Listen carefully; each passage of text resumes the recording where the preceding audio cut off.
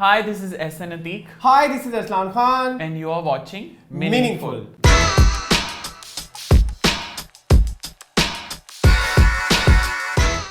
So, welcome back with another episode of Meaningful and आप सबको star में रोज़े की बहुत बहुत मुबारकबाद क्योंकि जब ये एपिसोड टेलीकास्ट हो रहा होगा मोस्ट प्रोबेबली कोई पता नहीं होता। हाँ, आप 17th रोज़ा जो है वो इफ्तार कर चुके होंगे।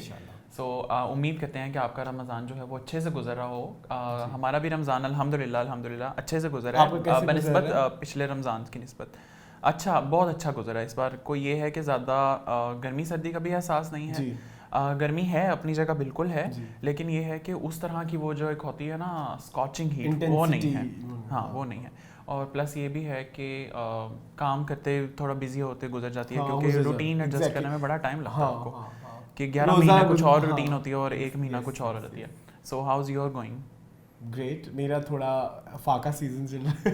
डाइटिंग वगैरह आजकल चल रहा है, क्योंकि वो मुझे करना पड़ता है। मेरा बहुत जल्दी वजन गेन होता है। मतलब अगर आप कुछ लोग अगर मेरे रेगुलरली देख रहे हैं तो आप लोग नोट करेंगे कि मेरा ऐसे ऊपर नीचे होता रहता है हाँ। वेट का। तो फिर मुझे हर 3 महीने बाद कुछ ना कुछ करना होता है, कुछ ना कुछ, ताकि इट्स अ कंसिस्टेंट थिंग क्योंकि मुझे अदरवाइज मेरा वो वाला बॉडी है जिसमें पानी भी पियो तो लग जाता है। तो फिर मुझे फाके करने पड़ते हैं। फिर मुझे लगा कि ये रमज़ान है, इसमें ऑलरेडी पूरा दिन एक फाका तो चल ही रहा, फाका तो नहीं कहेंगे, रोज़ा कहेंगे, मतलब हाँ रोज़ा है, वो रूटीन है। लेकिन मैंने कहा कि चलो अब इसके साथ अगर डाइट को कर दिया जाए कोलैबोरेट तो शायद कोई रिजल्ट। अच्छा, just out of curiosity I am asking कि एक तो रोज़े की अपनी वो एक वीकनेस सा होता है कि आपने अपना खाना पीना सारा कुछ छोड़ा होता है, प्लस आप इसमें डाइटिंग भी साथ एंगेज करके चल रहे हो, तो कई बार ये होता है कि बहुत सारे मूड स्विंग्स होते हैं, स्पेशली कार्ब्स की वजह से बहुत कुछ कंट्रोल होता है। अच्छी बात है कि इस दफ़ा नहीं हो रहा है, यूजुअली होता है। और तुम्हें ज़्यादा पता है कि कितना होता है मूड स्विंग्स। हाँ बिल्कुल। हाँ नहीं, द थिंग आई नो, ये बहुत सच बात है आपके आप सिंस इस फेज से गुजरते हो, तो how do you suggest people कि वो जब इस फेज से गुजरे हैं तो अपने आप को इस तरह से बैलेंस करें? एक्चुअली वही सबसे क्रिटिकल पॉइंट भी वही होता है क्योंकि जो लास्ट वाला मेरा एक स्पेल चला था उसमें ये हुआ था कि मूड स्विंग्स बहुत ज़्यादा क्योंकि कार्ब्स आप नहीं ले रहे होते, खाना आपने छोड़ा होता है, रिजल्ट्स आपके एक पॉइंट पे आके जाके स्टक हो जाते हैं। एग्जैक्टली। तो उस टाइम मोटिवेशन बहुत डाउन हो जाती है। फिर उस मोटिवेशन डाउन में 2-3 दिन बाद आप फिर जानवरों की तरह खाने लग जाते हैं। एग्जैक्टली। और हर एक इंसान से आपकी लड़ाई हो रही होती है, मतलब आपके करीबी लोगों से भी। और मतलब तो इस दफ़ा नहीं हो रहा है ऐसे। लेकिन इस दफ़ा थिंक इसकी जो जिस चीज़ ने मुझे पावर दी है वो मोटिवेशन करना है बस। अब कर लेना है। मतलब मैं इस दफ़ा मैं चाह रहा हूँ कि थोड़ा ज़्यादा गिर जाए ताकि मैं फिर उसको ज़्यादा लंबे अरसे के लिए सस्टेन करूँ। क्योंकि मैं आई एम ट्राइंग कि मैं अपना लाइफस्टाइल थोड़ा चेंज करूँ, थोड़ा एक्सरसाइज वगैरह को इंक्लूड करूँ, क्योंकि एक्सरसाइज भी आपका मूड जो है ना वो बिल्ड करती है। That's very true. आपके ये आप लोग कभी ट्राई करके देखिएगा, जिन दिनों आप जिम जा रहे हो या आप कोई ना कोई आप एक्सरसाइज कर रहे हो, तो आपके मूड स्विंग्स वाला जो एक कह लीजिए फेज होता है ना वो बहुत कम आता है, क्योंकि आपकी एनर्जीज जो होती हैं वो कहीं ना कहीं। अच्छा, I have heard from many people, और मेरी इस तरह की बातचीत भी हुई। मैंने ये सिंस अभी तक एक्सपीरियंस नहीं किया। लोग ये कुछ लोगों का ये कहना है कि अगर आपकी कोई बैड एनर्जी हो, कोई आपके अंदर कोई इस तरह की चीज़ हो, तो आप जिम जाएं तो वो उसमें निकल जाता है सारा कुछ, ठीक है। लेकिन फिर मेरी कुछ लोगों से ये भी बात हुई, वो कहते हैं कि एक्सरसाइज ही होती है, जो चीज़ आपके यहाँ स्टक है ना, इट रिमेन्स देयर। हो सकता है कुछ लोगों के साथ। लेकिन मैंने जितने अरसे जिम, अच्छा मुझे ना वो जिम, वो बॉडी बिल्डिंग और मसल गेनिंग ऐसा कुछ मेरा कभी मोटिव नहीं आता है। Always do cardio fat loss के लिए और थोड़ा बॉडी को मूवमेंट में लाने के लिए। तो उसमें तो हमेशा एनर्जीज जो है वो नेगेटिव एनर्जीज बहुत रिड्यूस हो जाती है। मैंने ये चीज बहुत, उसके लिए नेगेटिव एनर्जी चाहिए भी होती है। नहीं चाहिए कि आपको कुछ नहीं मेरी बात सुनिए, आज लड़ाई हुई है, आज तो जाऊंगा। नहीं तो जिस तरह के हम आजकल माशरे में हैं, आपको लगता है कोई इंसान होगा जिसको नेगेटिव एनर्जीज चाहिए होंगी? माशाल्लाह हर जगह अब थोड़ा मिल जाती है इजीली। खूबसूरत, वो तो मार्केट में आम है। हाँ, सेल पे लगी आपको कोई कॉल भी कह देता है, ये लो नेगेटिव एनर्जी थोड़ी सी हो जाता है। लेकिन खैर आई थिंक कि ये डाइट जो है उसको लाजमी सब लोगों को फॉलो करना चाहिए। आप अच्छा खाएं, हेल्दी खाएं और हेल्दी लाइफस्टाइल को एंजॉय करें। आप वीकनेस की बात कर रहे थे, वो मुझे नहीं होती। डाइटिंग के दौरान? हाँ नहीं होती, क्योंकि मैं इस दफ़ा वो थोड़ा मल्टीविटामिन्स और हाँ, क्योंकि कई लोगों का ये होता है कि उनके नज़दीक ना डाइटिंग ये होती है कि वो सारा कुछ छोड़ देते हैं। हालांकि you have been through this phase, तो आपको बेहतर पता है कि इसमें आपको पहले से कुछ ज़्यादा करना पड़ता है, लेकिन एक सेपरेट चीज़ को करना पड़ता है, ठीक है? मतलब आप कंसिस्टेंटली उसको करें। ये डाइटिंग का मतलब हरगिज़ ये नहीं कि फाके करना शुरू कर दें, लेकिन अच्छा ये भी एक लंबी बहस है कि फाकों वाली एक डाइटिंग होती है और मुझे ऐसा लगता है कि जो लोग अपना वजन कम करना चाहते हैं ना, तो फाके ही है। You have to starve medically इसका बड़ा इम्पैक्ट होता है, that's true, but the thing is कि आपका नहीं होता। कि there comes a disease fatty liver जो होती है कि अगर आप उसमें but the thing is कि फिर आप अपना थोड़ा वो फिर आप क्लीन भी खा रहे होते हो, लेकिन कम खा रहे हो, क्लीन खा रहे हो, जितने अपनी बॉडी की रिक्वायरमेंट होती है उतना खा रहे हो। लेकिन आप साथ साथ अपने विटामिन्स का टेस्ट कराएं और उसको इंश्योर करें कि वो आपके मिनरल्स जो हैं वो कम नहीं होने। हाँ, क्योंकि हमारी डेली लाइफ में अब थोड़ी ये चीज़ें कम हो गई हैं कि उस तरह की देसी घी और खालिस ग़िज़ाएं नहीं। मतलब मेरा भाई है ना, उसको पिछले दिनों हड्डियों में दर्द था। अच्छा, बाय द वे ये शो मीनिंगफुल ही है, ये हेल्थ के बारे में नहीं है, लेकिन आई थॉट कि इसके बारे में डिस्कस करना चाहिए। लाइफस्टाइल चैनल है तो हम डिस्कस कर सकते हैं। चैलेंज नहीं, मेरा भाई है, चैलेंज ही है। मेरे भाई को पिछले दिनों बड़ी हड्डियों की प्रॉब्लम हुई, तो बातों में पता लगा तो वो तो कोई ऐसी चीज ले ही नहीं रहा था कि कैल्शियम और स्ट्रेंथन करने वाली हो। तो मैंने कहा फिर तुम ये क्यों कहते हो कि हाँ हम अच्छा भी खा रहे हैं, हम हर चीज खा रहे हैं, फिर हमारे साथ ऐसा क्यों हो रहा है? मैंने कहा नहीं, आपको एक सर्टेन एज के बाद विटामिन लेने पड़ते हैं ना, अपनी या तो डाइट में, और फिर आप चाहते हैं एक आजकल हम चाहते हैं कि हमें रिजल्ट्स भी क्विकली मिल जाए, तो फिर आपको भी विटामिन वगैरह लेने पड़ते हैं। मैंने उसे कहा कि मैं दूध, वो कहता है मैं दूध पीना शुरू करूंगा। मैंने कहा तुम्हें 6 महीने लगेंगे रूटीन में आने के लिए, ठीक है, क्योंकि अभी तक आपने इतना वो प्रॉपर नहीं, तो ये एक लॉन्ग प्रोसेस। लेकिन एक चीज़, वेट गेन करना चाहते हैं, वैसे तो बहुत कम लोग होते हैं जो वेट लूज करना चाहते हैं। एक चीज आपने तो हमेशा ध्यान में रखनी है, शॉर्टकट्स कोई नहीं होते, you have to be consistent, बस ये ट्रू। क्योंकि शॉर्टकट्स जितनी तेजी से आते हैं ना, उतनी तेजी से बैड इम्पैक्ट भी लेकर आते हैं। शॉर्टकट्स होते हैं, लोग मेडिसिन से वजन रिड्यूस करते हैं, लेकिन उसके बाद उनकी बॉडी तुम देखो कितने उस पे बैड इम्पैक्ट्स आते हैं, ऐसे है ना। तो प्लस आई थिंक जो आपने अभी विटामिन्स वाली बात की इस्लाम, उसमें मेरा अपना पर्सनल एक ओपिनियन ये है कि हम लोग को आजकल सनलाइट से एक्सपोज नहीं होते। तो वो जो एक विटामिन डी एक नेचुरल सोर्स होता था ना पुराने वक्तों में कि सारे लोग इकट्ठे बैठे हुए हैं धूप में और धूप सेक रहे हैं, वो वाली चीज तो अब चली गई है। प्लस ग्लोबल वार्मिंग भी इतनी हो गई है कि आप दिन में बैठे तो चाइल्डहुड में जाएं तो दोपहर के खाने को तैयार करने के लिए खवातीन धूप में बैठ के, चाहे घर में क्यों नहीं, धूप में थोड़ा सा छांव और इस तरह का बैलेंस करके सब्जियां वहां बैठ के काटती थी। इनके वो एक रूटीन थी ना, हमने वो सब रूटीन्स, अब तब हमें लगता था कि ये फरसूदा है, सभी हमें लगता था कि ये सब चीजें फरसूदा है, लेकिन मतलब कि अब जाके रियलाइज होता है कि वो जो एक पैटर्न पहले ज़माने के लोगों का था, वो आपकी परफेक्ट लाइफस्टाइल कि दूध पियो, मतलब एक सर्टेन टाइम पे दूध पीना होता था, एक सर्टेन टाइम पे आपको आजकल तो जो था हम भूख लगते हैं तब खा लेते हैं, मील्स के टाइम होते थे, प्रॉपर ब्रेकफास्ट, लंच और फिर डिनर। अब तो नींद के कोई पैटर्न नहीं होते। एग्जैक्टली, स्लीप मतलब 9 बजे के, मुझे जितना याद है 9 बजे के खबरनामा जब पीटीवी पे हमारे बचपन में आता था, तो उस वक्त ऐसा लगता था कि बस अब थोड़ी देर बाद मरने वाले हैं सब, सो जाना, और नींद खुद ब खुद आंखों में होता है। और कोई अगर 10-20 मिनट से ऊपर खबरनामा चला जाता था तो लगता था कि बहुत ही रात हो गई। अब ये 9 कितनी ही रात हो गई होगी, 9:30-10 बजे। करेक्ट। 10 बजे ऐसे लगता है यार अभी तो बस 10 ही बजे। बल्कि अब तो ये फील होता है कि यार अभी 10 ही बजे, अभी तो शायद रात भी शुरू हो रही है। वही मैं कह रहा हूं, अभी तो सिर्फ 10 ही बजे। तो अब ये पैटर्न्स हमारे बहुत चेंज हो गए। धूप में बैठने वाला, प्लस अभी ये भी हो गया ग्लोबल वार्मिंग की वजह से धूप अब इतनी तेज हो गई है कि वो आप धूप में बैठो ना तो शर्ट छपी होती है आप, जी शर्ट उतार के भी एक शर्ट होती है आपके ऊपर, जी वो जो ज्यादा कलर्स की, हाँ, तो वो फिर रगड़ के अपना वहाँ पर रंग बैलेंस करें या धूप में बैठे, समझ में नहीं आता, कंफ्यूज कर दिया नेचर ने। खैर हम लोग अपने शो का करते हैं, जिम्मेदार हम हैं वैसे, हैं नीचे बेचारी नहीं है, उसके जिम्मेदार हम, उसके जिम्मेदार बिल्कुल हम हैं। तो अभी हम लोग करते हैं अपने शो का बाकायदा आगाज और लेकर आते हैं सबसे पहली न्यूज़ हम लोग लेकर आए हैं, खुशखबरी है। हम लोग वक्तन फवक्तन ये बात करते हैं कि हमें ऑस्कर भी हमारे पास आ गया, नोबेल प्राइज़ भी हमारे पास आ गया, हर तरह के प्राइजेस आ गए। अब हमारी सिंस अब हम कांस में भी एंटर हो रहे हैं, कांस से रिलेटेड ये न्यूज़ है कि हमारे एक आप बताएं प्लीज कांस से रिलेटेड न्यूज़। हमारे एक कह लीजिए कि अपकमिंग डायरेक्टर हैं, या कह लीजिए कि थोड़े नए नए से डायरेक्टर हैं जिन्होंने रिसेंटली एक शॉर्ट मूवी डायरेक्ट की थी जिसका नाम था डार्लिंग, और जो कि काफ़ी इंटरनेशनल फेस्टिवल्स पे चली। उन्होंने लास्ट ईयर वो सितंबर अक्टूबर नवंबर के आसपास हमने डिस्कस भी किया था मीनिंगफुल में कि सरमद के अंडर एक फिल्म बन रही है जो ट्रांसजेंडर की लाइफ स्टोरी पे मबनी है। तो उसको डायरेक्ट करे हैं सैम सादिक, और उनकी वो फिल्म सिलेक्ट हो चुकी है कांस फिल्म फेस्टिवल में, जिसमें कांस में सिलेक्शन होती है मूवीज की, जो कि मूवीज फिर compete करती हैं जिसको फिर मिलता है अवार्ड।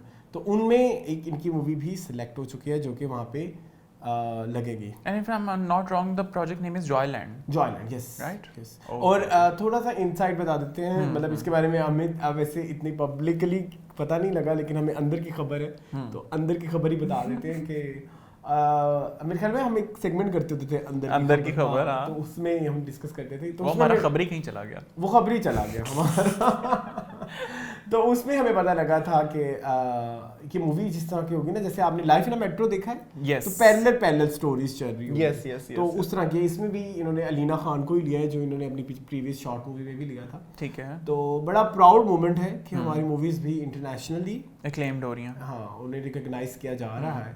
मतलब अब जितना वैसे देखा जाए तो 2022 इंटरनेशनली बहुत अच्छा रहा है पाकिस्तान के लिए अभी तक तो मतलब पाकिस्तान की पॉलिटिक्स के लिए तो खैर नहीं, हाँ पॉलिटिकली नहीं, लेकिन ये है एंटरटेनमेंट और एंटरटेनमेंट वाइज को देखे ग्रैमी भी आ गया, ऑस्कर भी आ गया, नोबेल पीस प्राइज भी हमें आ गया लास्ट ईयर। हाँ, मतलब ये है कि अब पाकिस्तान के वो जो एक होता है ना फेदर्स इन द कैप्स, वो वाली हम 2022 की बात करें। हाँ, कांस में ये है कि मायरा खान तो जाती हैं, अब साइम भी जाएंगे जी। वो अच्छा, वो इनकी ये मूवी पहले शॉर्ट मूवी भी उधर सिलेक्ट हुई थी ओके कांस में, तो फिर तो ये इनके लिए मेरा ख्याल है सेकंड टाइम है, लेकिन इस दफा पूरी प्रॉपर फीचर फिल्म है ना। ऑल राइट और उसकी स्क्रीनिंग जो है वो जी वहाँ पे स्क्रीनिंग हुई। So good luck to the entire team जी, और ये सरमद के अंडर ही बन रही है, यानी कि कूसर फिल्म्स के अंडर ही बन रही है। All right so entire team को, हमारी एंटायर टीम की तरफ से कांग्रेचुलेशंस, एंड आई होप कि आपके मजीद प्रोजेक्ट्स भी इतने ही अच्छे इंटरनेशनली मार्कअप हों और इतना ही अच्छा कर सकें काम। हम सरमद के बारे में भी कह देते हैं, अभी रिसेंटली उन्होंने अपने दादा के भी जो फादर थे, मतलब परदादा कह लो, उनके कुछ लेटर्स थे, ओके, बल्कि सॉरी दादा ही थे, ऑल राइट दादा ही थे, उनके कुछ लेटर्स नहीं कह सकते, उनके कुछ स्क्रिप्ट्स थी, वो उन्होंने डिस्प्ले की अपनी, जिसमें उन्होंने कुछ उसमें डूडल्स बने हुए थे और कुछ रेडियो के प्लेस थे, वो उन्होंने डिस्प्ले की अपने पेज पे, तो वो भी बड़ी मतलब यानी कि वो एक, और जिससे मुझे ये पता लगा कि सरमद खूसट कोई कास्ट नहीं है। खूसट ये होता था कि उन्होंने अपना, जैसे पहले ज़माने में वो लकब नहीं होता था जैसे, या कोई अपना नाम ही रख लेते, खूसट मीन्स कि उनका एक कैरेक्टर था बूढ़ा खूसट। अच्छा वो जो अक्सर हम कहते हैं कि कितना खूसट सा है, तो वहाँ से असल में उनकी कास्ट जो है वो चौधरी है।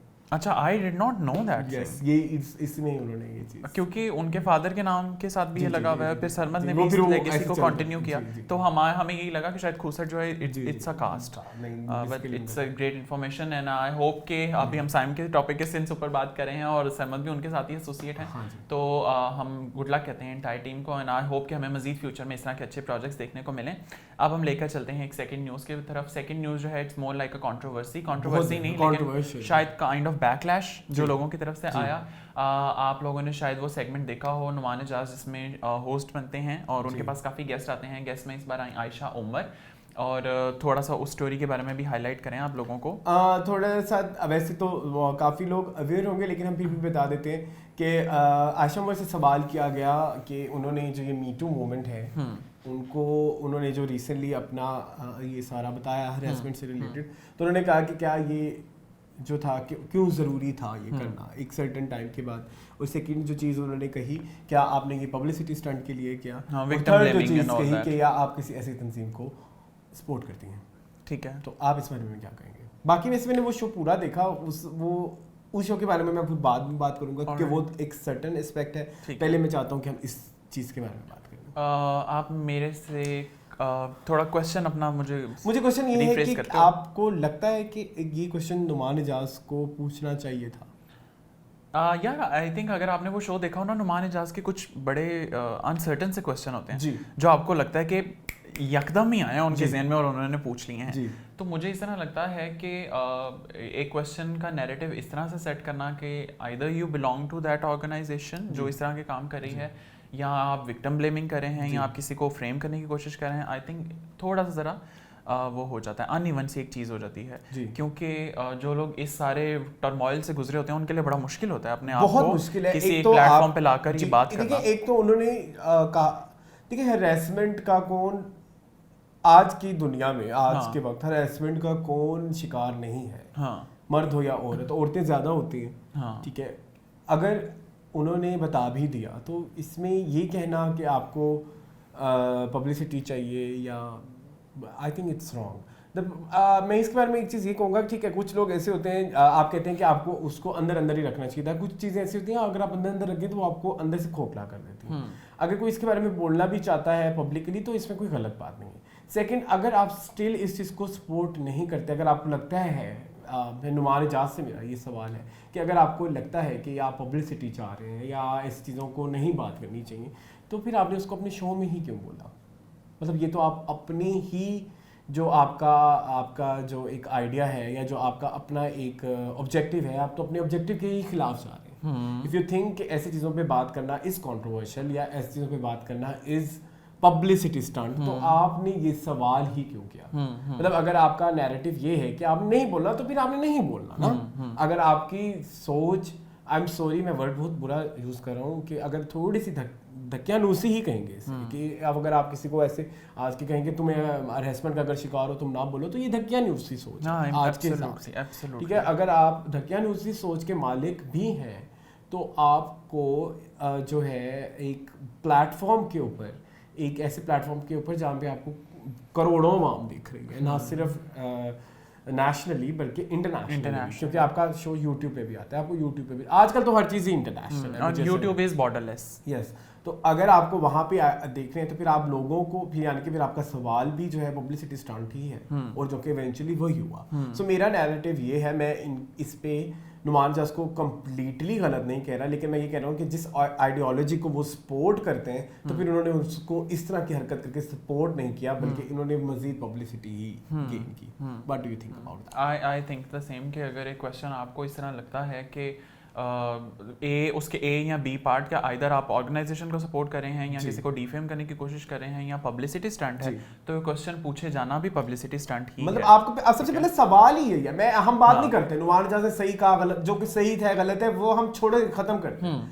अगर आप सपोर्ट नहीं करते इस पूरी नैरेटिव को या पूरी एक क्या बोलते हैं इसे मूवमेंट को, ये जो मीटू मूवमेंट है, तो फिर हम मीटू मूवमेंट की बात ही मत करें, आप बात ही ना करें, तो दैट्स इट। मतलब आप फिर आपको कहेंगे ना कि आप जो है इस आइडियोलॉजी पे बिलीव करते हैं, आप अपने शो में इस चीज़ को यूज़ ही ना करें। नहीं, but I really think so कि अगर इस तरह की कोई चीज़ है तो now is the right time कि आप उसके बारे में वोकल हों, आप बात करें उस चीज़ के बारे में, क्योंकि वाकई इस्लाम की बात है कि कुछ इंसिडेंट्स ऐसे होते हैं जो आपके साथ आप लाइफ टाइम रहते हैं और वो लाइफ टाइम आपको खाते रहते हैं। अनटिल आप उसके बारे में किसी के साथ बात करें, अपना दिल किसी के सामने रखें, खोलें, बात बताएं उसको कि क्या इशू है, तो आई थिंक ये होना चाहिए। इनफैक्ट और शायद और वो चीज़ें ऐसी होती हैं, उस चीज़ से रिलेटेड कोई एक चीज़ आपकी रियल लाइफ में हो रही होती है ना, आपके दिमाग में वो पूरा वाकया घूमने लगता है। हाँ बिल्कुल, रिवाइंड हो जाता सब कुछ। मैं एक बड़ी मतलब ऐसे तो फैमिलीज देखती हैं, मैं एक वाकया यहाँ पे कोट करना चाहता हूँ। आई नो अ पर्सन, आगे आप लोग खुद समझ जाएंगे, उसको सरसों का तेल सूंघते ही वो टोटली जो है वो उस जोन में चला जाता है, ट्रॉमा मेंटल ट्रॉमा। सो आप किस तरह कह सकते हैं कि किसी ने अगर अपनी बारे में ये बात की और वो नॉर्मली करे, या उसको मतलब आपको अंदर अंदर चुभ रही है तो आपने पब्लिकली आके बात की ना, समझ रहे हो आप मेरी बात? और आप इस तरह से इस चीज को इतने मजाकन या जो भी, बहुत सेंसिटिव टॉपिक है, ऐसा ना आप किसी से डायरेक्ट से पूछ भी नहीं सकते publicly. Plus I think in celebrities के थ्रू थोड़ी बहुत हिम्मत मिलती है कि ठीक है अगर ये बात कर रहे हैं तो प्रोबेबली शायद हमें इसको नॉर्मलाइज करना चाहिए, इस इशू को आगे रखना चाहिए लोगों के कि ये हो रहा है, तो I think it's a very scary thing. बाकी अब मैं उस शो की बात करूं कि जिसमें उन्होंने उनके कपड़ों पे भी मजाक उड़ाया कि आप नाइटी पहन के आ गई हैं, फिर उनकी एज के बारे में भी बात हुई, फिर इसके अलावा बेशुमार उन पे अजीबोगरीब सवालात हुए। मैं उस शो को पहले देखता होता था, जी सरकार है ना, हाँ जी, मैंने भी थोड़ा बहुत देखा है, लेकिन अब देखना छोड़ दिया है। द प्रॉब्लम इज आप लोग अब आके इस पे सवाल उठा रहे हैं ना कि आयशा उमर के साथ बहुत बदतमीजी हुई। यहाँ पे मुझे ना एक दुख ये भी लगता है कि हमारा जो मीडिया है या जो हमारे लोग हैं वो बहुत बाइस्ड है। कुछ ही अरसे पहले इसी शो के ऊपर शाहिदा मिनी के साथ बहुत बदतमीजी हुई, मतलब इसी तरह से ही बिहेव किया गया कि जिसमें उन्होंने, एक तो उनके साथ वो जो दो मस्खरे बैठे होते हैं, आई एम सॉरी मुझे वो बिल्कुल भी नहीं पसंद, मुझे तो उनका नाम भी नहीं पता, मुझे आज तक समझ नहीं आती वो हिट कैसे हो गए हैं। एक तो उनके जोक्स इतने लेम होते हैं और उनको तमीज़ ही नहीं है बात करने की, वो बार बार मेहमानों को जो है काटते हैं और फिर एक सीरियस डिस्कशन में बिला वजह की अपनी टांग उड़ाते हैं। सेकंड, वो जो एक एस्ट्रोलॉजिस्ट बैठी हुई हैं माशाल्लाह, उनके नज़दीक जो भी आया हुआ है वो उनका तो आज तक वो जो कहती हैं हाँ आपका तो मैं देख रही हूँ ये होगा वो होगा, वो आज तक नहीं होता। पता नहीं वो किस लेवल के एस्ट्रोलॉजिस्ट हैं। पहले अपना मुंह का सब चीज़ें ठीक करें, मतलब लाइक आप अपने आप को थोड़ा प्रेजेंटेबल बनाएं, फिर बताएं। पहले तो उनको भी करने की बहुत ज़रूरत है जी। उन्होंने जिस तरह कहा कि फिटनेस फ्रीक है, बाजरे की रोटी खाती है, व्हाट्स योर प्रॉब्लम? आपसे किसी ने पूछा है कि आप कौन कौन से पत्थर बार बार किस पत्थरों में घुसी रहती हैं, बार बार किन सितारों में घुसी रहती हैं? It's not your problem. मतलब आप कौन होती हैं ये वहाँ पे बैठ के सवाल करने वाली? आप यहाँ होस्ट है, ठीक है, मतलब होस्ट भी नहीं है, आप वहाँ पे बैठ के सितारे देखने बैठी हुई, ठीक है। वो सितारे देखते देखते आपको क्यों इसी पेट में अर्ज सी पैदा हुई कि मैं इससे पूछूं कि तुम बाजरे की रोटी खाती हो? Excuse me, who are you? ठीक है। एक अच्छा सेकंड, जो कपड़ों की बात हुई, अब हम आयशा उमर को सिखाएंगे कि भाई आपकी फैशन सेंस अच्छी नहीं है या आप नाइटी पहन के आ गए। मतलब मेरे नज़दीक में आयशा उमर से बड़ा स्टाइल आइकॉन इस पाकिस्तान में कोई भी नहीं है, ठीक है, और उसके स्टाइल पे बात हो रही है। सो सॉरी, आपकी शो का फॉर्मेट इज़ वेरी पैथेटिक। अगर आपको वो कॉमेडी लगता है तो I am sorry, it's not comedy, it's तजलील। तजलील और कॉमेडी में फ़र्क होता है, और आप अपने शो में बैठ के अपने गेस्ट की तजलील करते हैं। और सवाल फिर नुमान इजाज़ को भी बनता है कि जो वो कहते हैं कि पुराने टाइम और पुरानी चीज़ें, पुराने लोग अदबी, क्या आपका शो अदबी है या नहीं? बस इस चीज़ का सवाल, इस सवाल का जवाब दे दें। बाकी आपका जो क्राफ्ट है, आपकी जो एक्टिंग है, हम उस चीज़ के बारे में बात नहीं कर रहे। वो मेरे से अगर आप इस टाइम भी पर्सनली पूछोगे कि who is your favourite actor in Pakistan industry, तो मेरा वो जवाब नुमान इजाज़ ही होगा। लेकिन अगर आप कहेंगे कि होस्टिंग या वो शो या वो फॉर्मेट आपको अदबी लगता है, या जिस चीज़ की वो तबलीग करते हैं उस चीज़ पे वो अमल करते हैं, तो आई एम सॉरी, वो अमल नहीं करते। That's it. ऑलराइट। सो इस पे आप लोगों ने हमारा नैरेटिव तो ले लिया, लेकिन प्रोबेबली आपका भी कोई नैरेटिव आप होगा। कुछ कहेंगे ऐसे शोज़ के बारे में? आपने शोज़ के बारे में कुछ नहीं कहा। नहीं, इस तरह के शोज़ मुझे भी इस तरह लगता है कि वो सिर्फ हॉट बाइट्स लेने के लिए होते हैं जी, कि उसके अंदर से जानबूझकर इस तरह की कोई बात निकाली जाती है कि जो बाद में कंट्रोवर्सी बनाई जाए, और कंट्रोवर्सी ही अल्हम्दुलिल्लाह अभी यूट्यूब में हिट होने का एक वाहिद तरीका है कि आप कंट्रोवर्शियल हो जाएं तो आपके चैनल पे सब्सक्राइबर्स, व्यूज़ सब कुछ आना शुरू हो जाएगा, तो आप हिट हो जाएंगे। इस चीज़ का रिगार्डलेस कि आपकी न्यूज़ के अंदर वेरिफिकेशन का कोई मीडियम है या नहीं, कि आपकी बात के अंदर कोई ऑथेंटिसिटी है कि नहीं, सिर्फ एक बात होनी चाहिए, एक शोशा होना चाहिए, तो लोग जो है वो उसकी तरफ अट्रैक्ट हो जाएंगे। सो अभी आप लोगों को आपका क्या नैरेटिव है? बाकी उसमें जो बैठे होते हैं, वो जो दो मस्करे और एक वो जो आंटी बैठी है, उनके बारे में क्या कहना है आपका? वो आंटी तो पता नहीं वो उनको क्यों इतनी लाइमलाइट मिली है, वो पता नहीं, मुझे नहीं पता। अच्छा, मैं वैसे I did not like as in कि मुझे इस तरह नहीं है कि वो नापसंद है, बट इस तरह की एक चीज़ है कि उस तरह के शो में उस तरह की ज़रूरत नहीं है। देखो और भी तो शो है, खबरनाक है। हाँ। और वो जो एक वो दूसरा आता है जहाँ वासे चौधरी होते हैं, तो ये वासे चौधरी के शो में जब नुमान इजाज़ थी, ये थी उनके साथ, ये उनके साथ थी कि पता नहीं क्यों थी, मुझे इनका भी नहीं पता। लेकिन वो जो दो मस्खरे बैठे हुए, मैं फॉर्मेट की बात कर रहा हूँ ना, क्या वो इतनी जॉली है। अभी उनका रिसेंटली एक मथीरा के साथ शो आया जिसमें उन्होंने इंतहाई नाज़ेबा किस्म के सवालात पूछे, आपको पता है उन्हीं दो का, मुझे उनका नाम भी नहीं लेना, मुझे उनका नाम ही नहीं लेना। वो एक इंतहाई गलीज कॉमेडी करते हैं। गलीज कॉमेडी की बात आज वाले शो में आगे भी होगी, लेकिन दैट्स इट, मेरे ख्याल में इतना बहुत है, उनको इतनी लाइमलाइट देने की ज़रूरत नहीं है। ठीक है, आप लोग अगर हमारे पॉइंट से अग्री या डिसएग्री करते हैं तो काइंडली हमें कमेंट सेक्शन में लाजमी बताइए। अभी हम इस स्टोरी को भी करते हैं साइड पर, अब हम लेकर आते हैं एक और स्टोरी, लेकिन एक डिफरेंट प्लेटफॉर्म से। प्लेटफॉर्म का नाम है टिकटॉक, जिसको हम लोग अक्सर और बेशतर जो है वो डिस्कस करते रहते हैं, क्योंकि टिकटॉक से बहुत अच्छी चीज़ें भी मिली हैं। एक वो क्रॉस पॉलिनेशन काइंड ऑफ एक कॉन्सेप्ट होता है जिसमें एक मीडियम से दूसरे मीडियम तक स्टार्स आते जाते हैं। तो मेरा ख्याल है टिकटॉक से कई स्टार्स टिकटॉक से जैसे आजकल जन्नत मिर्जा है, हाँ अब उनकी मूवी उनकी मूवी आ रही है, तो इस तरह यूट्यूब से भी कई स्टार्स जो हैं वो टिकटॉक पे गए हैं, जिस तरह शगुफ्ता एजाज साहिबा हैं। तो एंटरटेनमेंट प्लेटफॉर्म से, एक ट्रूली एंटरटेनमेंट प्लेटफॉर्म से वो टिकटॉक पे गई हैं और बड़ा अच्छा काम भी कर रही हैं। अच्छी बात यही कि टिकटॉक की एक्सेप्टेंस अब बड़े लोगों में भी आ रही है, कहीं ना कहीं वो भी एक, पहले तो उसको कहते थे ना कि टिकटॉक कर अछूत, हाँ बिल्कुल ऐसा नहीं होता। प्लस ये भी मेरा ख्याल है अब लोगों में शायद ये भी सेंस थोड़ी सी डेवलप हो रही है कि किस तरह का कंटेंट टिकटॉक पे अच्छा लगेगा। हाँ जी। एक होती है ना फहाश कॉमेडी, वो कम हो गई है। हाँ वो अब शुक्र है कम हो गई है। अब शुक्र है कि थोड़ा सा ज़रा बेहतर कंटेंट आ रहा है, लेकिन हम टिकटॉक के जिस रेफरेंस से बात करें वो है हमारी एक फिल्म स्टार थी जी, अब थोड़ी लाइमलाइट से वो गायब हैं, लेकिन लेकिन उनको हमने देखा टिकटॉक में और मुझे तो बहुत ही खुशी हुई। बहुत सेलिब्रेट करता है, बहुत ही खुशी। एक्चुअली निरमा, हम बात कर रहे हैं निरमा की, जिन्होंने अपना कमबैक किया। कमबैक तो नहीं कहेंगे, लेकिन वो हमें नजर आई।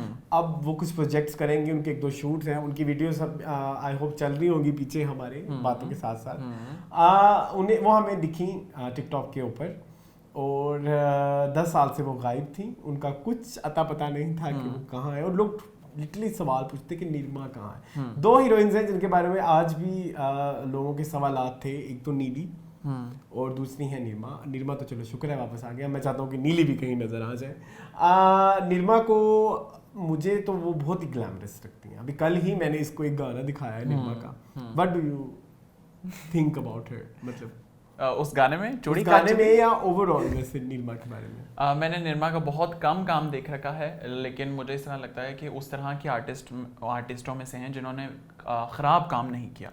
कुछ तो ऐसे भी आर्टिस्ट हैं ना जिन्होंने हर तरह का काम किया सिर्फ शोबिज़ में रहने के लिए। ये वाले सवाल का जवाब नहीं दूंगा। अच्छा, नहीं, मुझे इस तरह लगता है कि निर्मा ने शायद एक पूरे डेकेड का गैप भी लिया है, लेकिन कम से कम वो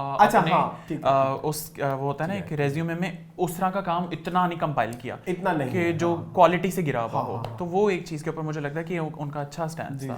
और अगर अब वो किसी प्रोजेक्ट के साथ वापस आ रही हैं तो अब तो हम ये कहते ही हैं कि अब अल्हम्दुलिल्लाह प्रोजेक्ट थोड़े से बेहतर बनना शुरू हुए हैं, कि अब लोगों में ये सेंस आ रही है। मैं चाहता हूं कि उनको लेना चाहिए, क्योंकि उनका face is very Hollywood structure, मतलब वो जो एक जॉ लाइन और वो जो खूबसूरती है निरमा की, मैं चाहता हूं कि उनको और मूवीज में लें तो बड़ा मजा आएगा। हाँ, आई थिंक हमें भी अब मज़ीद सेलिब्रेट करने की ज़रूरत है अपने इन स्टार्स को जब तक वो ज़िंदा हैं, और अगर वो कहीं पे गायब हैं तो मेरा ख्याल है उनको भी ये चीज़ का एहसास होना चाहिए कि उनसे प्यार करने वाले उनको मिस करते हैं और उनको आना चाहिए। फेडिंग स्टार्स तो बहुत रेफरेंसेस आ रहे हैं अंदर की खबर। आई एम रियली ग्लैड कि निरमा ने अपना कमबैक किया है, कि वो एक पब्लिक अपीयरेंस उन्होंने दी टिकटॉक के ऊपर, और अब मज़ीद हमें उनका काम देखने को मिले।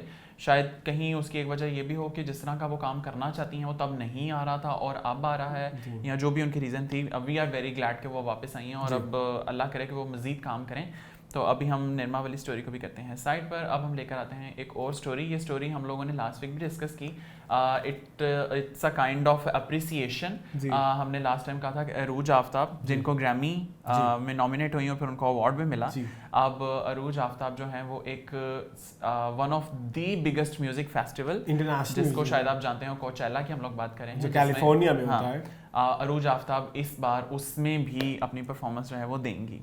तो आप सबसे पहले ये बताओ, have you seen कोचेला? Because I have seen, लेकिन मैंने कुछ परफॉर्मेंसेस देखी हैं। सेम कोचेला समझ रहे हो कि एक और फैदर ही है। हाँ, ठीक है, मतलब कोचेला में परफॉर्म करना एक बहुत बड़ी बात होती है, जहाँ पे बिली आइलिश वगैरह, और वैसे तो मुझे इतना नहीं पता बड़े बड़े स्टार्स का, लेकिन आई थिंक इसकी जो उस साल में बहुत ज़्यादा सेलिब्रेटेड पर्सन होता है, उसको भी कोचेला म्यूजिक फेस्टिवल में फिर वो उसकी 1 न 2 परफॉर्मेंसेस होती हैं।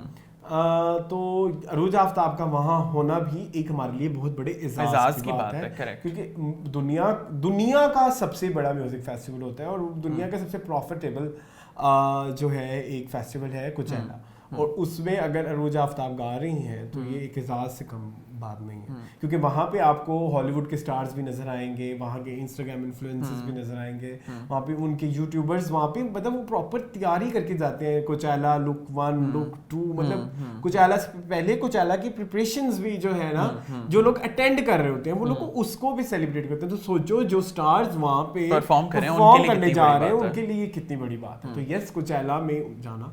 प्लस अगर आप लोगों ने नहीं देखा तो आप लोग उसको जाकर जरूर देखें, मतलब वो बाद में रिलीज भी होती हैं यूट्यूब के ऊपर। है कि जो एक वेल रिकग्नाइज्ड परफॉर्मर्स होते हैं वो तो परफॉर्म करते ही हैं, साथ साथ जो राइजिंग टैलेंट होता है उसको भी वो चांस देते हैं, और साथ साथ कुछ ग्रुप्स होते हैं वो आपस में कोलैबोरेट होते हैं, कुछ बड़े बड़े स्टार्स। हाँ, आपने देखा होगा जरूर। एग्जैक्टली। तो अरूज आफ्ताब को सबसे पहले तो हम दोबारा से कांग्रेचुलेशन कर देते हैं। अरूज आफ्ताब जो है ना वो सिंगिंग इंडस्ट्री की सबक कमर है, मुझे लगता है कम बैक उनका लगा रहता है। तो सबसे पहले अरूज आफ्ताब को बहुत बहुत कांग्रेचुलेशंस। ग्रैमी के लिए तो थी ही, अब एक और कोचेला में वो परफॉर्म करी हैं तो उसके लिए भी। तो आई रियली होप कि वो इस तरह ही सक्सेस की जो सीढ़ी के ऊपर तेज़ी से ऊपर चढ़ती रहें और अल्लाह करे कि इसका डाउनफॉल ना ही हो, और वो यूं ही अपनी ये जो सक्सेस है इसको एंजॉय करते रहें, क्योंकि बड़ी देर बाद सही लेकिन बड़ी वेल डिजर्व्ड सक्सेस है। तो अभी हम लोग इस स्टोरी को भी करते हैं साइड पर। अब हम एक स्टोरी है जिसको बड़े हैवी हार्ट के साथ लेकर आ रहे हैं, लेकिन ये स्टोरी मेरा ख्याल है हैवी हार्ट के साथ क्रिएट की नहीं जाती, हैवी हार्ट के साथ इसको डिस्कस करना पड़ता है। हम बात कर रहे हैं आमिर लियाकत की, ठीक है। तुमने हैवी हार्ट का भी परेशान हो गया, मैंने कहा ये न्यूज़ तो एंड पे जानी थी, लेकिन ये अच्छा हम बात कर रहे हैं आमिर लियाकत की। आमिर लियाकत जो है वो ऑन एंड ऑफ जो है वो खबरों की जीनत बने रहते हैं, ठीक है। मैं शायद उन्हें खबरों की जीनत नहीं लेकिन धब्बा जरूर कहूंगा, क्योंकि जीनत एक बड़े अच्छे टर्म में आप लेते हैं। जीनत एक बड़ा खूबसूरत वर्ड है, धब्बा मेरा ख्याल है सही वर्ड होगा। तो अभी हुआ ये कि क्या हुआ आप ही बताएं। हुआ ये कि जो उनकी तीसरी वाइफ थी को लोग आपको पता है ना, लोग सर्च वर्च करते रहते हैं, देखते रहते हैं क्या हो रहा है क्या। तो देखने में ये मिला कि उन्होंने अपनी सारी तस्वीरें आमिर लियाकत के साथ अपने इंस्टाग्राम अकाउंट पे डिलीट कर दी। उसके बाद उन्होंने उनको ब्लॉक भी कर दिया। तो जो लोग सर्च करते रहते हैं, देखते रहते हैं, तो उन्होंने इस एक्टिविटी को देखा तो उनको रियलाइज़ हुआ कि शायद इनकी थर्ड वाइफ के साथ भी मामला ख़राब है और डाइवोर्स तक बात पहुँच चुकी है। तो वो र्यूमर सा फैल गया इंडस्ट्री में कि जी आमिर लियाकत की तीसरी तलाक हो गई है।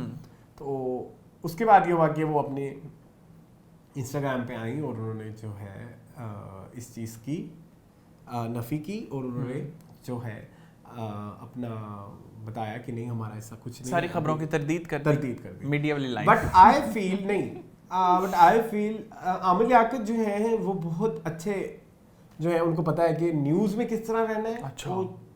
अगर कोई गलत न्यूज़ से वो आ गए तो उसका इम्पैक्ट किस तरह ख़त्म करना है। कभी आप नोट कीजिएगा कि यूजुअली होता भी पाकिस्तान में यही है कि कोई चीज़ एक बैडली एक चीज़ हो रही होती है, उसका इम्पैक्ट गलत आता है तो फ़ौरन एक ऐसी न्यूज़ आती है जो पिछली न्यूज़ को ढस करके छुपा देती है। हुआ ये कि जो उन्होंने PTI से रिलेटेड अपने अकाउंट पे जाके इमरान खान के बारे में बुरा भला कहा, फिर उसको सॉरी भी कहा, फिर मतलब 101 बातें की जो अपने ट्विटर पे आके या जिस पे भी आके उन्होंने वो वीडियोस डाली, उसमें फिर उस न्यूज़ का इम्पैक्ट ख़त्म करने के लिए उन्होंने मुझे लगता है कि ये वाला एक हरबा यूज़ किया। बट आई फील कि ताकि लोगों के शक्लें मुड़ जाएं, उस न्यूज़ से अब ध्यान हट जाए। सो इस तरह से चलता रहता है।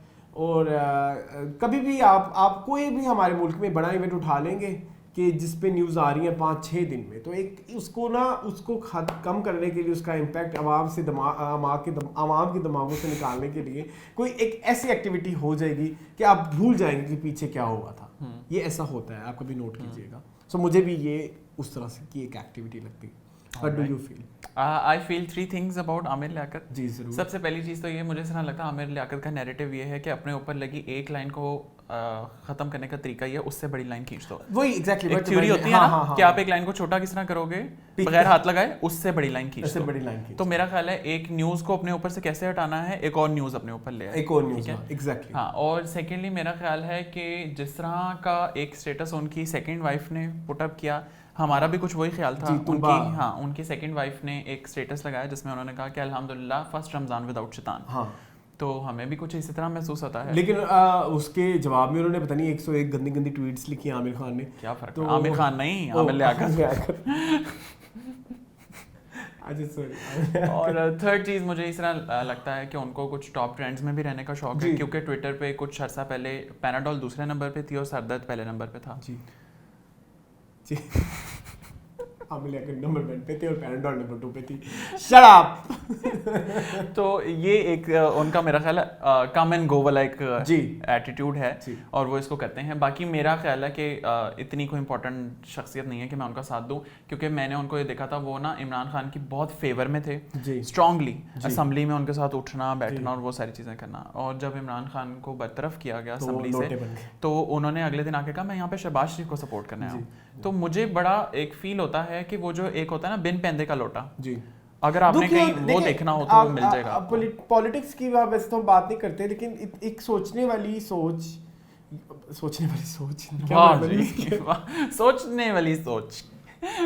बातों की बात नहीं, एक सोचने वाली बात ये है। देखिए ये जो लोटा होता है ना, ये लोटे वाली चीज डिस्कस करना बहुत जरूरी है। द थिंग इज कि हम वैसे तो हम नहीं है, मैं हमेशा कहूँगा कि हम नहीं है, लेकिन फिर भी हम कहते हैं कि हम एक डेमोक्रेटिक कंट्री नहीं डेमोक्रेटिक कंट्री में है, और यानी कि हमारे रिप्रेजेंटेटिव्स होते हैं नेशनल असेंबली में। अब हमने उन लोगों को किस बेसिस पे वोट दिए? पीटीआई की बेसिस के ऊपर। उन्होंने अपना वोट किस बेसिस पे लिया? इमरान खान के नैरेटिव के ऊपर। और आज वो कहें कि हमने इमरान खान को नहीं सपोर्ट करना, तो फिर हमारे वोट्स पे सवाल उठता है ना। समझ रहे हो? आपके रिप्रेजेंटेटिव्स जो थे जिन्होंने वोट लिए वो पीटीआई का वोट बैंक है, और आज वो पीटीआई का वोट बैंक पीएमएल-एन में चला जाए तो ये क्वेश्चन मार्क है। अवाम का परेशान होना, बातें करना बनता है, ठीक है। बस मैं यही कहना चाहूँगा। इसलिए जो लोटे वाली चीज़ होती है, लोटे का मतलब ये नहीं आज यहाँ तो वहाँ नहीं, ठीक है, वो भी एक सवाल है, लेकिन प्रॉब्लम है इसके फिर हमारी जो एक सिलेक्शन है ना उस पर सवाल उठता है कि फिर तो ये अवाम की बेस्ट रिप्रेजेंटेशन ना हुआ ना, क्योंकि जब इसने लिया उस नैरेटिव पे वोट और इवेंचुअली चला ये उस अगले लीडर के नैरेटिव पे, तो फिर ये सवाल आप बनते हैं। तो आपने बिल्कुल सही कहा लोटे वाली बात, हमने वहाँ से रिलेटेड। तो अगर अगर आप लोगों का भी कोई इससे मिलता जुलता नैरेटिव है तो प्लीज़ हमें कमेंट सेक्शन में लाजमी बताएं। बाकी मेरा ख्याल है ये कोई इतनी इंपॉर्टेंट न्यूज़ नहीं है कि मैं इसे आगे डिस्कस करूँ, और ना ही ये कोई इंपॉर्टेंट पर्सनैलिटी है, ठीक है। तो इस न्यूज़ को डिस्कस करके क्यों ही मूड ख़राब करते हैं, मूड को थोड़ा बेहतर करते हैं। एक लेकर आते हैं आपके लिए अगली न्यूज़। ये न्यूज़ जो है ये है हमारे क्रिकेटर एंड दोनों स्पोर्ट्समैन हैं, ये भी अक्सर हमारी न्यूज़ में रहते हैं। शोएब अख्तर की हम लोग बात कर रहे हैं, सॉरी शोएब अख्तर की बात नहीं कर रहे हैं, शोएब मलिक की बात कर रहे हैं, सानिया मिर्जा। ये वही बात होगी ना, recently I think Sonia Hussain थी या किसने थी, उन्होंने स्टेटस नहीं उशना शाह थी, उन्होंने लगाया कि a wonderful meeting with Shoaib Akhtar, जबकि पीछे शोएब मलिक थे।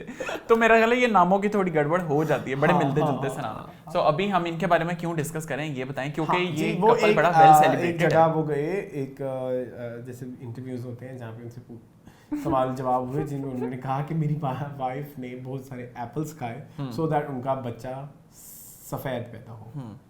तो ये न्यूज़ है। अब इस बारे में हमने इस न्यूज़ को इंक्लूड किया है, उसके बारे में भी आप थोड़ा बताएं।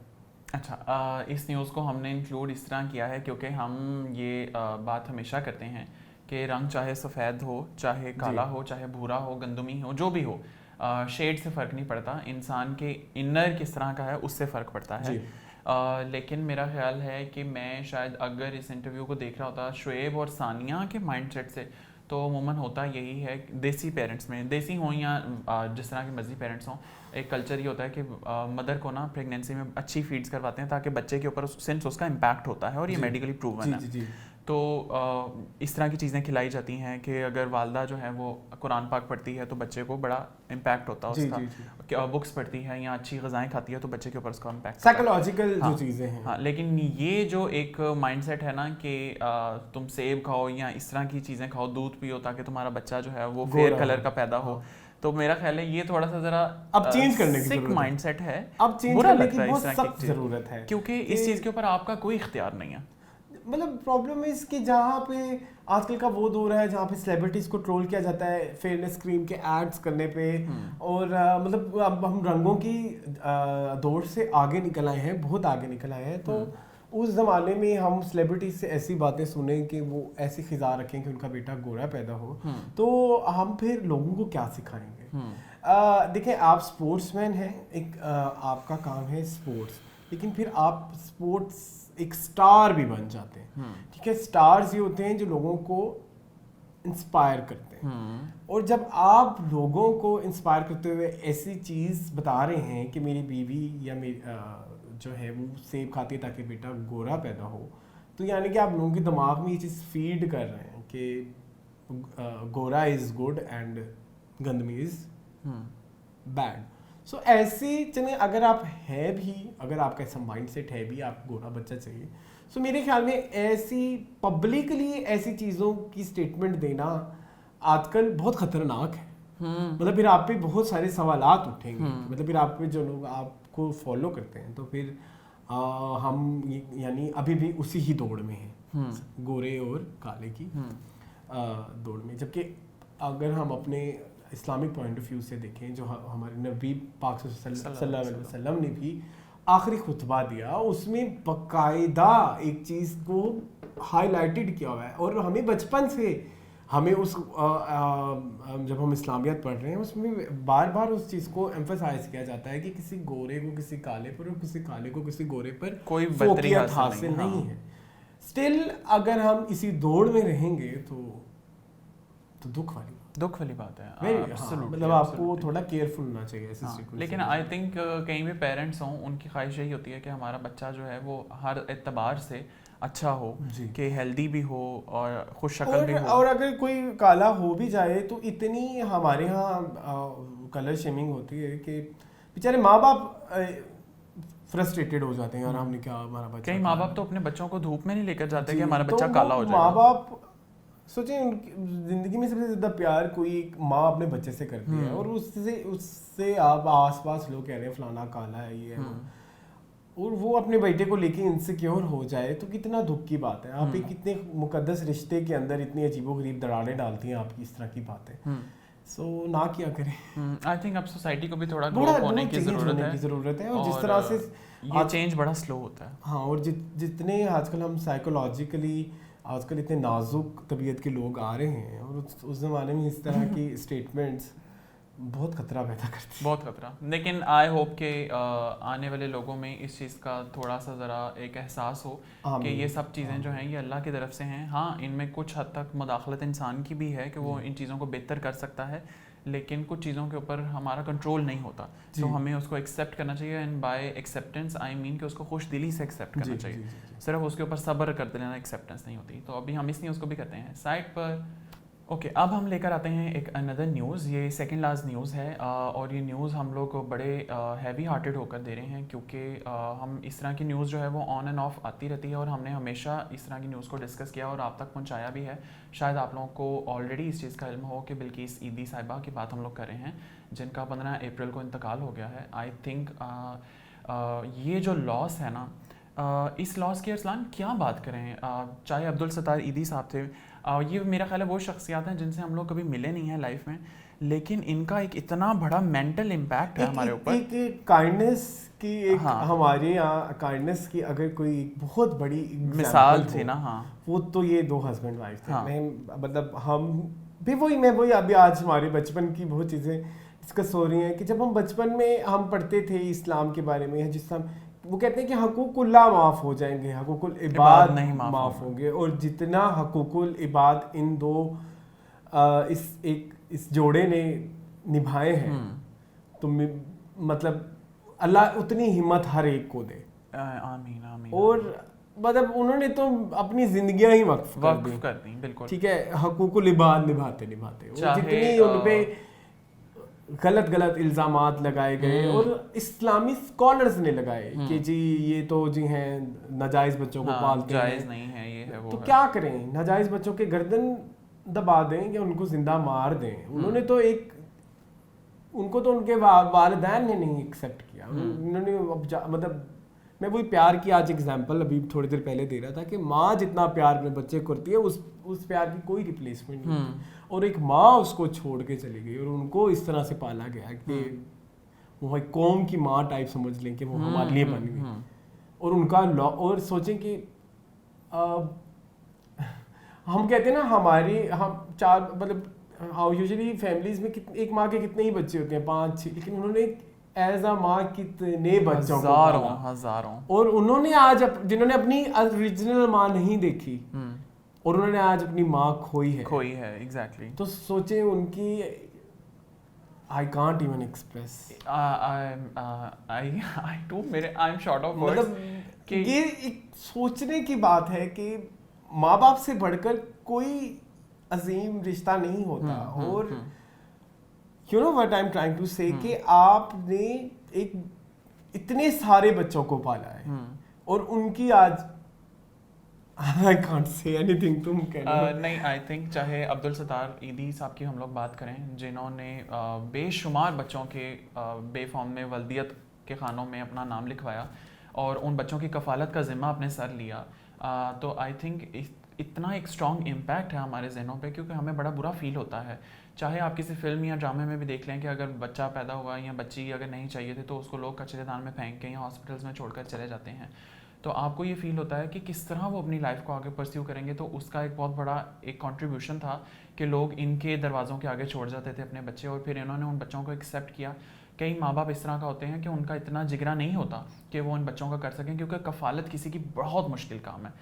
आपने सिर्फ अपने साथ एक जानवर भी रखा हो ना, उसकी भी देखभाल बड़ा मुश्किल काम है। इंसान का बच्चा तो फिर बहुत होता है। तो मेरा ख्याल है कि इनका जितना बड़ा जज्बा था अब्दुल सत्तार ईदी साहब का, और फिर उनके बाद बिल्किस ईदी साहिबा जिन्होंने अब्दुल सत्तार ईदी साहब की लेगेसी को आगे बढ़ाया और फिर उस सारे काम को वो लेकर चलती नहीं। और ईदी फाउंडेशन, आई थिंक आज ईदी फाउंडेशन जो है ना वो अधूरी हो गई है पूरी तरह से, कि हमें शायद उतना फील नहीं हुआ था अब्दुल सत्तार साहब के जाने के बाद, क्योंकि बिल्किस ईदी साहिबा थी और उन्होंने किसी हद तक उनकी उस कमी को भी पूरा करने की कोशिश की। लेकिन आज मेरा ख्याल है जितना बड़ा हाइएटस क्रिएट हुआ है, तो आज तो मेरा ख्याल है कि बहुत सारे बच्चे जो हैं वो यतीम हो गए हैं, कि वाकई उनके जो माँ बाप थे, चाहे कागजी रूह से ही उनके माँ बाप थे, वो उनसे सेपरेट क्या कागजी क्यों कहेंगे हम, उन्होंने ही पाला है। हाँ बिल्कुल उन्होंने नहीं पाला, नहीं आई एम सेइंग कि वल्दियत के खानों में उनका नाम लिखा गया। हाँ लेकिन मतलब इन रियलिटी भी वही है उनके माँ बाप। Absolutely absolutely. तो अल्लाह सिर्फ पैदा कर देना मतलब ये नहीं होता कि आप माँ बाप बन गए, आपको अगर अल्लाह ने बना मतलब आपकी, लेकिन पालने पे होता है, तरबियत पे होता है। उन्होंने अपने बच्चों की तरह इतने लोगों को पाला। एब्सोल्युटली अल्लाह उनके दर्जात बुलंद करे और उनके बच्चों को सब्र और जमील अदा करे, और आगे इस फाउंडेशन को इसी तरह चलने की और इसी तरह खिदमत करने की भी हिम्मत अदा करे। और आई थिंक और लोगों को भी हिम्मत दे कि वो शायद सभी तो नहीं लेकिन बहुत सारे लोग बिल्किस ईदी या अब्दुल सत्तार ईदी होंगे, वो लोग आगे आएँ और इस लेगेसी को आगे कंटिन्यू करें और इसी तरह मुल्क और कौम की खिदमत करते रहें। और आई थिंक जितना भी एजाज़, जितना भी हम लोग ट्रिब्यूट कर सकें उनको कम है। और अब तो उनके लिए स्पेशल करारदाद भी मंजूर हो रही है कौमी असम्बली में। तो अगेन वही वाली बात जिसको हमने पहले भी किया था कि इन लोगों को इनकी लाइफ में सेलिब्रेट करना चाहिए था। इनकी लाइफ में इनको पाकिस्तान में हिलाल इम्तियाज़ भी मिला हुआ है, तो वो एक बहुत अच्छी बात है। बाकी ये है कि उनके जाने के बाद जो गैप है वो तो कभी फिल नहीं हो सकेगा, लेकिन अल्लाह जो है इनकी मग़फ़िरत करे और आगे आने वाले लोगों को यूं ही सर्व करने का हौसला देता रहे। अभी हम लोग इस न्यूज़ को भी करते हैं साइड पर। अब हम लोग थोड़ा सा मूड को लाइट अप करें। अब हम करते हैं अपनी लास्ट जो हम लोगों की एक लेगेसी है जो हम लोगों ने मेंटेन की, हम डिस्कस करते हैं मूवी ऑफ द वीक। अब एक मूवी नहीं है but it's a kind off season. हाँ तो हमने इस सेगमेंट का नाम मूवी ऑफ द वीक रखा हुआ है। तो सीजन हम लोग डिस्कस कर रहे हैं माई को। माई जो है वो नेटफ्लिक्स के ऊपर साक्षी तनवर जो है उनका एक न्यू सीजन जो है वो आया है। The season is all about एक मदर जो है वो कितनी फियरलेस हो सकती है, कि काइंडनेस भी जितनी है माँ के अंदर शायद उतनी ही उसके अंदर फियरलेसनेस भी नेचर ने रखी है। तो वो सीजन जो है ना वो इस बात की कंप्लीट डिपिक्शन है। और साक्षी ने बहुत अच्छी एक्टिंग की है। एब्सोल्युटली बहुत अच्छी एक्टिंग। और साक्षी को तो मेरा ख्याल है हम कहानी घर घर के नाम से तब से जानते हैं, पार्वती के रोल से, और तब से हम लोग देख रहे हैं कि साक्षी का एक बड़ा स्ट्रॉन्ग एक्टिंग का हो दंगल में भी। हाँ एब्सोल्युटली। हाँ तो मुझे इस तरह लगता है कि Sakshi did a brilliant job, not just Sakshi, entire team of the My they performed very well and I hope कि इस तरह के प्रोजेक्ट्स जो हैं वो मज़ीद दिखाए जाएं और बताया जाए कि सोसाइटी में क्रूअलिटी कितनी ज़्यादा है लेकिन एक माँ किस तरह से सपोर्ट करती है। तो आप लोग प्लीज़ उस मूवी ऑफ द वीक को भी जाकर लाजमी देखें। अब हम लोग करते हैं अपना लास्ट सेगमेंट डिस्कस। ये लास्ट सेगमेंट जो है ये है मीन कमेंट्स, जिसमें हम लोग आपके कमेंट्स के थ्रू आपको वापस रिप्लाई करते हैं जी, और उसको सेलिब्रेट करते हैं कि आपने कमेंट किया। तो अरसलान प्लीज़ आगाज़ कीजिए। सबसे पहले है जी दीस सेक्टर, वो कहते हैं why Indians are copying Pakistani songs day by day, Pakistani original creators क्या वाकई इंडियन रीमेक की परमिशन देते हैं? Question mark. और Indian remake creators original songs को इवन क्रेडिट भी नहीं देते। By the way I have made video on this topic, जरूर देख के बताना। यस, मैंने आपकी वीडियो जाके देखी, और अगर आपको याद हो बहुत पहले मेरे चैनल पे भी ऐसी वीडियोस होती थी। इनफैक्ट अगर अब हम उस तरह के अलग से सेगमेंट तो नहीं कर सकते, जो लोग हमें यूट्यूब पे देख रहे हैं वो हमारे इंस्टाग्राम पे जाए, वहाँ पे एक हमारी हैशटैग करके आपको होगा डेजा वू एके बस, तो आपको बेशुमार ऐसे गाने मिल जाएंगे जो पाकिस्तान ने इंडिया से कॉपी किए हैं और जो इंडिया ने पाकिस्तान से कॉपी किए हैं, तो आपको एक बहुत मज़ेदार किस्म की लिस्ट जो है वहाँ पे मिल जाएगी। इसके अलावा ईमान गुजर हैं, वो कहते हैं I want to say something on Ramzan dramas, I like Chaudhry and sons specially for Irsa Ghazal who is the daughter of Asmat Tahira, a big name of PTV Lahore, that's true.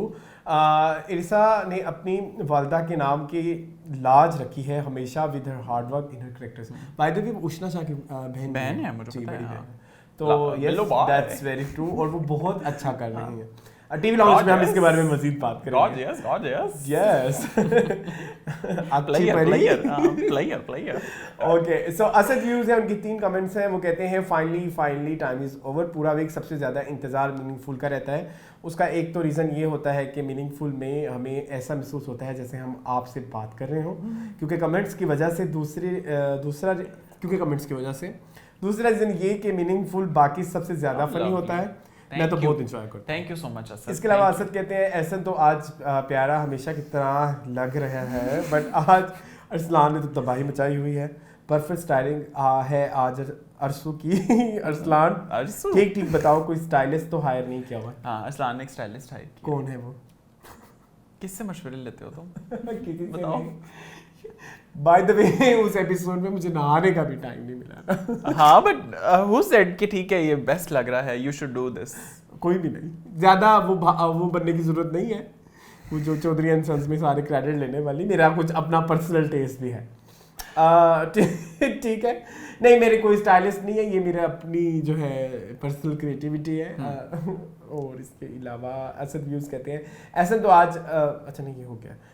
फिर कहते हैं यार अरसलान झूठ मत बोलो, तुम दोनों की फ्रेशनेस से कहीं से पता नहीं चलता कि एसी ऑफ है, इतना ग्लो कर रहे होते हो। एसी बंद है तो पसीना क्यों नहीं आता? हमें पसीना ही नहीं आता। प्लस इनको ग्लो का राज बताओ। अब बहुत कुछ है। वो हम अपना लॉन्च करने वाले एक शो है, वो अरसे से मेरा ख्याल है एक बस से भी पहले हम ये सोचते थे कि हमने एक शो करना है जिसमें हमने स्किन केयर के बारे में एक के बाद हमने शुरू कर लिया, वो नहीं शुरू किया। यस, सो हाफ श्रीले कहते हैं यार आप कौन सी दुनिया में रहते हो जहाँ ठंड है?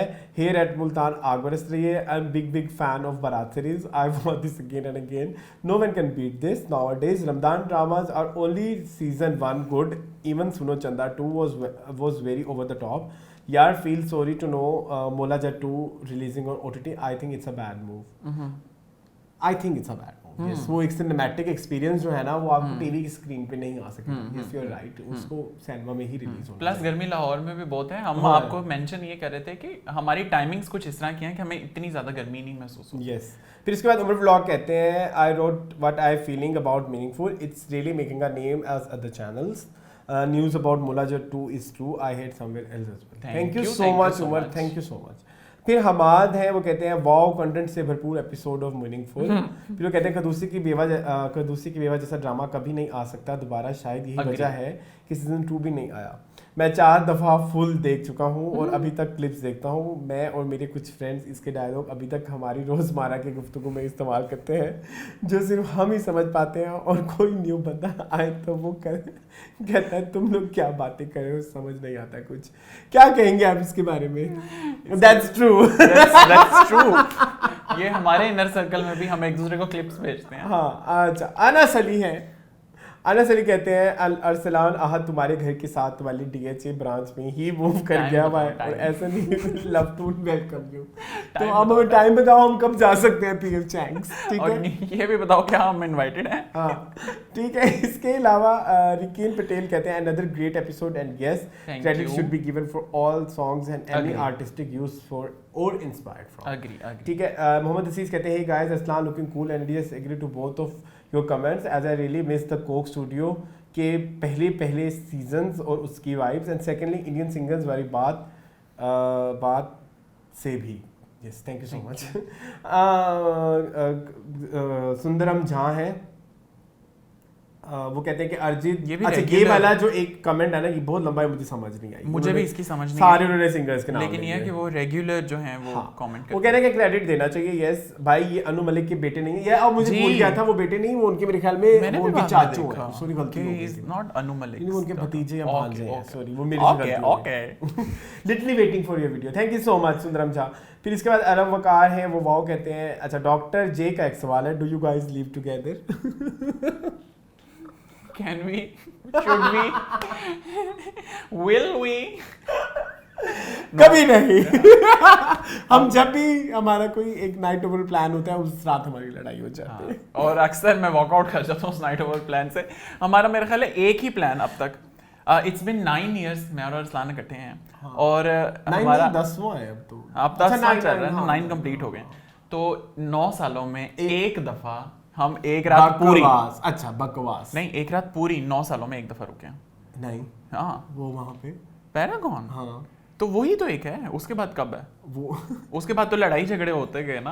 अच्छा अच्छी वाली तुम कह हाँ, रहे हो? हाँ अच्छी वाली सिर्फ हम एक दफा नाइट ओवर हमारा अच्छा गुजरा, हाँ, लेकिन 9 सालों में एक दफा, अदरवाइज जो है लड़ाई हो जाती नहीं। बट ये है कि हम लोग संडे के संडे मिलते हैं लेकिन इकट्ठे नहीं रहते, इकट्ठे रह ही नहीं सकते। सलमान जहीर के बहुत सारे कमेंट्स आए हैं, फाइनली आप वापस आ गए। इसके लिए मैंने इनसे बात की थी कि आप कहाँ गायब है, तो हाँ उनकी मदर की तबीयत खराब थी, तो आई होप कि आप भी उनकी तबीयत जो। अच्छा सलमान जहीर कह रहे हैं ऐसे प्लीज मुझे भी साथ ले जाना पीएफ चैंग्स, बहुत एक्सपेंसिव है, जब भी एम जाता हूँ हमेशा उसके बाहर से होकर आ जाता हूँ। यार चलते हैं अमेरिकन सिस्टम, ठीक है, आधा तू आधा मैं।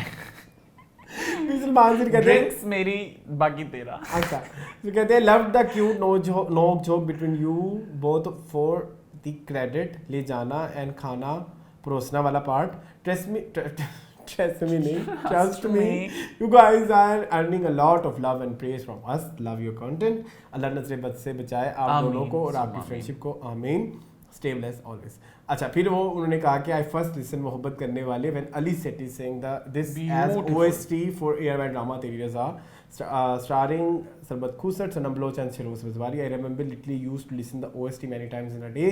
Ali Sethi sang so good. Today I got to know that ये song और भी singers ने गाया हुआ है। Thanks Arsalan, बहुत सारे सॉन्ग्स अच्छे हैं। Thanks SN and Arsalan for sharing. Thank you। Okay इसके बाद वो कहते हैं agreed with Arsalan that India में वो पुराने सिंगर्स लता, अलका, उदित एटसेट्रा वाली आवाज़ें नहीं हैं और ना पाकिस्तान में पहले वाले सिंगर्स हैं। खैर पाकिस्तान में तो पहले भी गिने चुने ही अच्छे सिंगर्स हैं। नहीं ऐसी बात नहीं है, सलमान कभी साथ मेरे साथ आके बैठना, मैं तुम्हें अच्छे अच्छे सिंगर्स बताऊँगा पाकिस्तान। ठीक है आज टेक्नोलॉजी इतनी एडवांस हो गई है, जैसे भी आवाज़ हो बस कंपोजिशन अच्छी बनी हो सॉन्ग चल जाता है। Neha Kakkar has good voice but most of her songs got hit cause of the catchy composition tone, not cause of her actual voice. वो भी एग्री करते हैं। तो उसमें मेरी तरफ इशारा करने नहीं मैं तो नहीं किया मैं वो ऐसे गलती से मेरे हाथ मूव हो गए। द बिनो लसन कहते हैं एसन क्यूट एंड फनी वाला comment was for Arsalan jealous. मुझे नेम्स बहुत अच्छे से याद है। यस थैंक यू सॉरी बस that's it yes thank you so much. आपके इस बार भी कमेंट्स करने का बहुत शुक्रिया एंड आई होप कि आप हमारे साथ इसी तरह बने रहें और हमारा इसी तरह साथ देते रहें, तो उसके लिए बहुत बहुत शुक्रिया। एंड आई होप कि आपको हमारा अब तक का कंटेंट जो है वो बेहतर लग रहा हो, लेकिन अगर कंटेंट में कुछ ऐड या रिमूव करवाना चाहते हैं तो उसके बारे में भी हमें, क्योंकि पसंद आपकी पेशकश हमारी, क्योंकि हम इसके बारे में वक्तन फवक्तन सोचते रहते हैं, अच्छा ये न्यूज़ डाल देते हैं, ये निकाल देते हैं, ये रख लेते हैं, उसको एक्सक्लूड कर देते हैं। तो हमें थोड़ा सा गाइड करते रहा करें कि क्या चीज़ आपको देखने में अच्छी लगे, ताकि हम उस तरह का एक शो बना सकें जो सबकी पसंद हो। ठीक है, मुश्किल है सबकी पसंद बनाना, लेकिन पूरी हत्तुल इम्कान कोशिश तो की जा सकती है। ठीक है, बाकी आप प्लीज़ अपना कोई लास्ट फीडबैक या कमेंट प्लीज दो। बस खुश रहें, खुश रखें। बस ईद आने वाली है और कुछ हमने ईद से रिलेटेड कुछ हमने प्लान किया हुआ है, दुआ करो वो एग्जीक्यूट हो जाए। वो प्लान अभी मेरे से डिस्कस नहीं हुआ, वो किया हुआ है कई दफ़ा।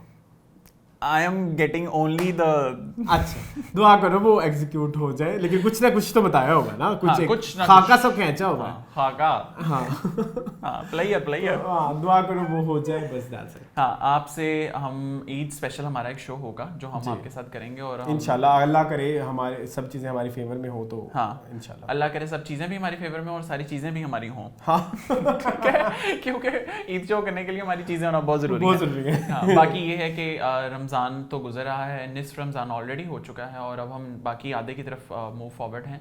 तो आई होप कि आपका ये रमज़ान जो है वो अच्छे से गुजरा हो। इस रमज़ान पूरी अपनी कोशिश करें कि ज़्यादा से ज़्यादा रमज़ान की वो जो एक होती है ना बरकतें और वो हम रहमतें समेट सकें। आधा से ज़्यादा हो गया है, आधे से ज़्यादा हो गया तो ईद की आमद है। और साथ साथ अपनी सेहत का भी बहुत ख्याल रखें क्योंकि रमज़ान जा रहा है और गर्मियाँ तेज़ वाली आने वाली हैं। ठीक है, और कुछ गर्मियाँ शरबत ना पिए, क्यों? गले खराब होते हैं और बहुत गला खराब होता है। तो अब गर्मी में तो तुम्हें पता नहीं हो जाता है, बस ये लोगों का ना एक साइकोलॉजिकल है, ठंडा पीने से गर्मी हो जाएगी, नहीं होती। चलें, अगर आपका गला इजाज़त दे तो पिएं, अगर नहीं दे तो ना पिएं, ठीक है। बाकी यही है कि अपना बहुत सारा ख्याल रखें, खुश रखें और हमारे चैनल को यूं ही सपोर्ट करते हैं। और अगर आपने अभी तक सब्सक्राइब नहीं किया तो this is the right time, this is the button, please click it and channel पे यूं ही comment, like, share and subscribe करते रहें। और मज़ीद इस तरह की वीडियोस देखने के लिए हमारे चैनल को सब्सक्राइब कीजिए। Thank you for watching this video और मुझे और अरसलान को दीजिए इजाज़त। अल्लाह हाफ़िज़।